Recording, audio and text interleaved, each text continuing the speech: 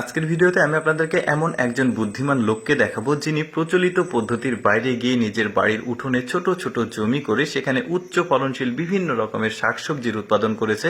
খুবই চমৎকার একটা ভিডিও, পুরোপুরি দেখতে থাকুন। যেমন দেখুন, এখানে তার বাড়ি রয়েছে, বাড়ির পাশেই একটা ছোট্ট উঠোন রয়েছে, আর এই উঠোনে ছোট ছোট করে জমি করেছে, সেখানে সবজি করেছে, টমেটো করেছে। দেখুন কি চমৎকার! এই টমেটোগুলো কিন্তু আবার উচ্চ ফলনশীল, এক থোকাতে অনেকগুলো ধরে। তারপরে দেখুন এখানে ছোট্ট একটা জমি, এই জমিতে কিন্তু পালং শাক করেছে, দেখতে বেশ চমৎকার। তারপরে কাঁচা মরিচও দেখা যাচ্ছে, কিন্তু আরো অনেক ধরনের সবজি কিন্তু আপনারা দেখতে পারবেন আজকের এই ভিডিওতে।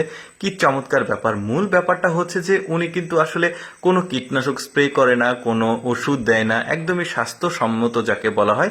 এই স্বাস্থ্যসম্মত যে খাবারগুলো, এগুলো এখানে উৎপাদন করছে। বেশ চমৎকার! কিন্তু এই যে মাছের অ্যাকোরিয়াম মাছ দেখা যাচ্ছে, এই যে টমেটোগুলো কি দারুণ। তারপরে এখানে এসেছে, এখানে কি দেখা যায়? আচ্ছা, এখানে হচ্ছে এক ধরনের, এটা শশার মতো একটা মানে সবজি, আর এটা কিন্তু সালাদ হিসাবে খাওয়া যায়। আরো অনেক ধরনের সবজি আছে, আর ওর কিন্তু আবার ছোট্ট পরিসরে এখানে আবার একটা মুরগির ফার্মও রয়েছে, সেটাও আমি আপনাদেরকে দেখাবো, যেখান থেকে সে ডিমও পায়। দারুণ ব্যাপার! এটা শাক দেখতে পাচ্ছেন, মানে একটা ব্যতিক্রম ধরনের শাক দেখা গেল।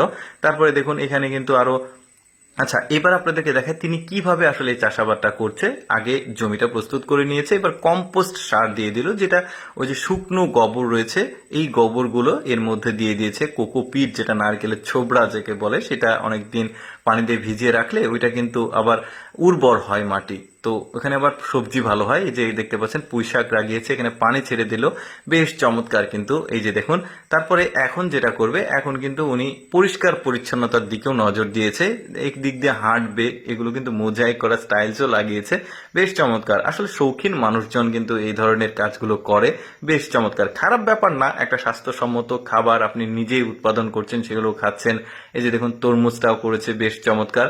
আর তারপরে আরেকটা পদ্ধতি তিনি করেছেন, প্রতিটা ছোট ছোট জমির সাথে একটা করে ট্যাপের লাইন করে দেওয়া আছে, যতটুকু প্রয়োজন পানি ছেড়ে দিচ্ছে। এই যে পুঁই শাক দেখা যাচ্ছে, দারুণ সতেজ, প্রতিটা জমিতে এভাবে সে পানি ছেড়ে দিচ্ছে। এবার তরমুজটা ফাটালে দেখুন, বেশ পাকা তরমুজ, সে কিন্তু নিজেই খাচ্ছে। একটা স্বাস্থ্যসম্মত, কোনো ভেজাল নাই, কিছু নাই। এই যে ধনে পাতার মতো একটা সবজি, বেগুনও দেখা যাচ্ছে, এখানে সাদা বেগুন। তারপরে সে খেতে খেতে এখানে এসেছে। এই যে বললাম ছোট্ট পরিসরে তার কিন্তু একটা মুরগির ফার্ম আছে, ডিমও প্রোডাকশন হচ্ছে এখানে। বেশ চমৎকার! আবার কোনো ফিড খাওয়াচ্ছে না, সে কিন্তু এখান থেকেই পাতাকপির পাতাগুলো, তরমুজ, এগুলো খাইয়ে এই মুরগিগুলোকে বড় করছে, আবার সেই মুরগির মাংসটাও পাচ্ছে এখান থেকে। বেশ চমৎকার! কিন্তু এই যে দেখুন শশা, এক ধরনের লম্বা লম্বা শশা, দারুণ ব্যাপার।